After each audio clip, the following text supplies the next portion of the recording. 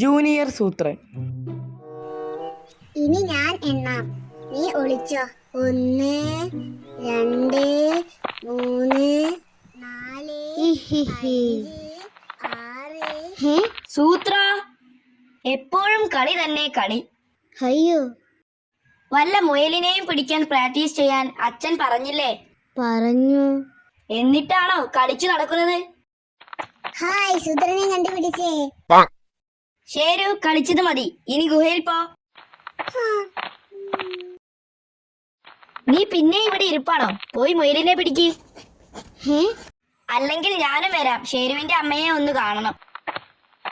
അതാ ഷേരു. ദേ ഷേരു മുയലിനെ എറിഞ്ഞു പിടിക്കുകയാ, കണ്ടു പഠിക്കടാ.